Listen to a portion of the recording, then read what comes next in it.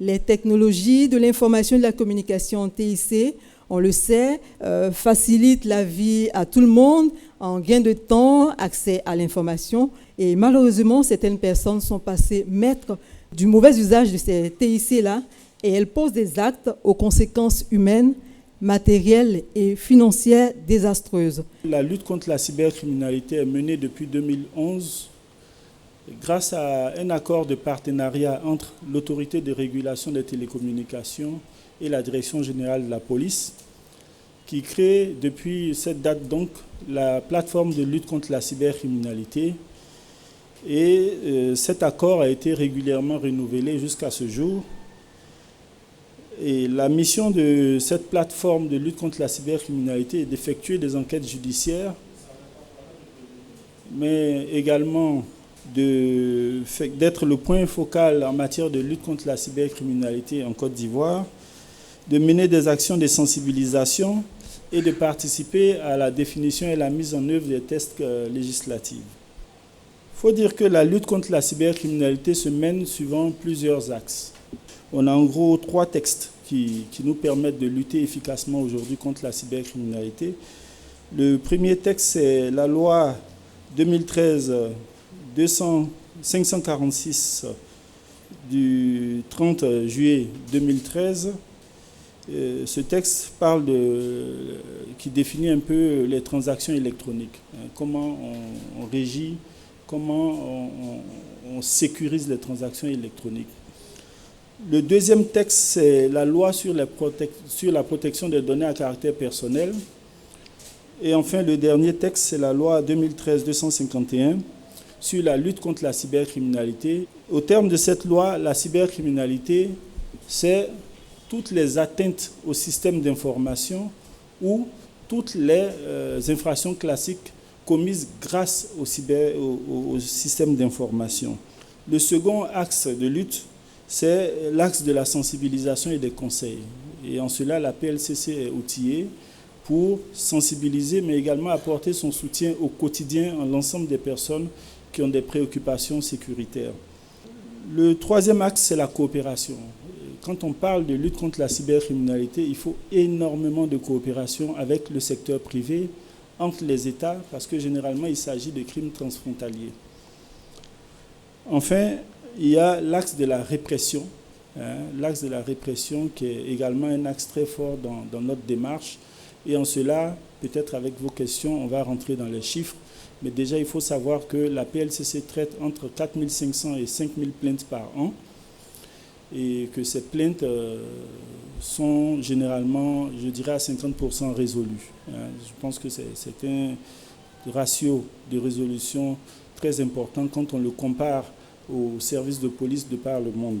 Monsieur le directeur, quels sont les différents types de contentieux auxquels vous avez affaire? Il y a énormément de modes opératoires et de types d'infractions, mais je vais vous citer les 5 infractions que nous on classe dans le top 5, les plus importantes en Côte d'Ivoire, parce que chaque pays a sa typologie. Pour 2021, avec les chiffres que j'ai aujourd'hui, les premières infractions en termes de nombre d'infractions, parce qu'il faut les classer soit en nombre, soit en préjudice. En termes de nombre d'infractions traitées cette année, on a les atteintes à la dignité humaine, donc tout ce qui est menaces, publication d'images à caractère sexuel, les publications ou bien les menaces de publication d'images. Tout ça, c'est le plus important aujourd'hui, à la date d'aujourd'hui pour 2021. Le deuxième type d'infraction, c'est tout ce qui est fraude sur les transactions électroniques. Les arnaques sur les transferts d'argent, les gens qui voient leur compte mobile monnaie vidé. Le troisième type d'infraction qu'on a, c'est ce que nous qualifions comme étant les utilisations frauduleuses d'éléments d'identification. C'est un peu comme de l'usurpation d'identité. Les gens, c'est tout ce qu'il y a comme duplication de compte Facebook, pour ne pas citer que cet opérateur, mais ça peut être des duplications de comptes Instagram ou Twitter.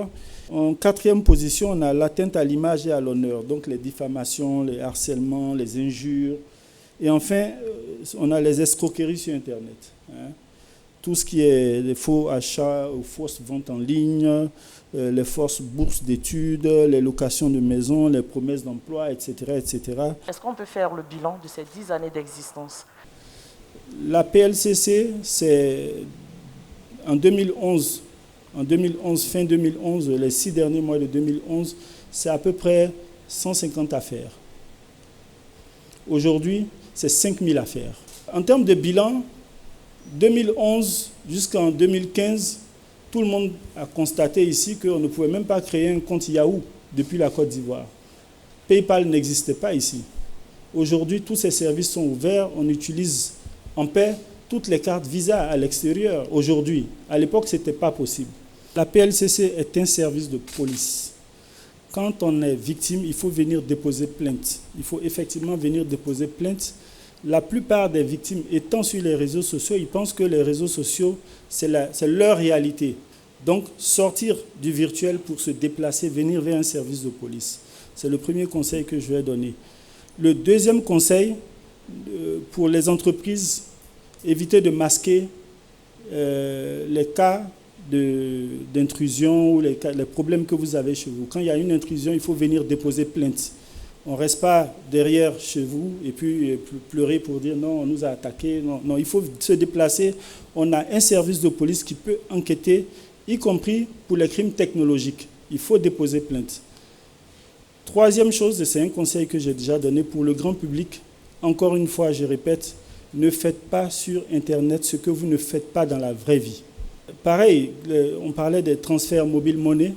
Pareil, un inconnu qui vous appelle, ne lui envoyez pas votre argent. Vous ne le ferez pas physiquement, ne le faites pas parce que c'est un coup de fil. Merci, colonel Ouattara Gelpecha Moussa. Je rappelle que vous êtes directeur de l'informatique et des traces technologiques au ministère de l'Intérieur et de la Sécurité. Tout savoir sur les numéros de 2021 s'achève aujourd'hui.